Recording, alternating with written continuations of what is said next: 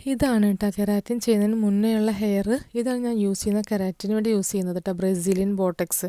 അത് നമ്മളെ hair just ഒന്ന് ഷാമ്പൂ ഇട്ട് ഏതെങ്കിലും ഷാമ്പൂ ഇട്ട് ഒന്ന് ജസ്റ്റ് വാഷ് ചെയ്യുക, ഒന്ന് ബ്ലോവർ യൂസ് ചെയ്തിട്ട് ഡ്രൈ ആക്കുക. 80% ഒന്ന് ഡ്രൈ ആക്കിയാൽ മതി കേട്ടോ.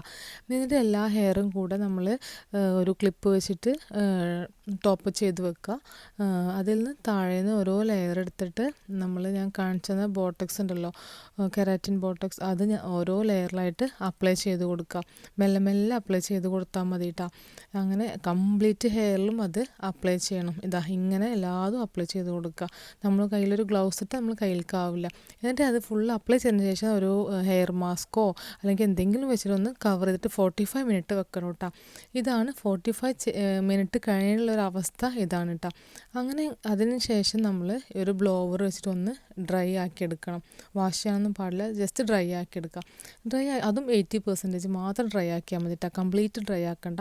അതിനുശേഷം പിന്നെ അയേണിങ് ആണ് വരുന്നത് കേട്ടോ. അതും നമ്മൾ പറഞ്ഞ പോലെ താഴെ നിന്ന് തന്നെ കുറേശ്ശെ എടുത്തിട്ട് അയൺ ചെയ്യുക. അങ്ങനെ കംപ്ലീറ്റ് ഇതുപോലെ അയൺ ചെയ്തിട്ട് നല്ല നല്ല മാറ്റമാണ് കേട്ടോ. എല്ലാവരും ട്രൈ ചെയ്ത് നോക്കുക. വെറുതെ 300-500 ദിറംസ് അല്ലെങ്കിൽ 6000-7000 രൂപ ഒക്കെ കൊടുത്തിട്ടില്ല നമ്മൾ ചെയ്യാറ് സലൂണിൽ പോയിട്ട്. അതിനൊന്നും ആവശ്യമില്ല. ഇതൊക്കെ ഉണ്ടാവും. ഇതാണ് ഫൈനൽ പ്രോഡക്റ്റ് കേട്ടോ, ഫൈനൽ ഹെയർ ഇതാണ് കേട്ടോ. അപ്പോൾ നെക്സ്റ്റ് വീഡിയോയിൽ കാണാം. ടാറ്റാ.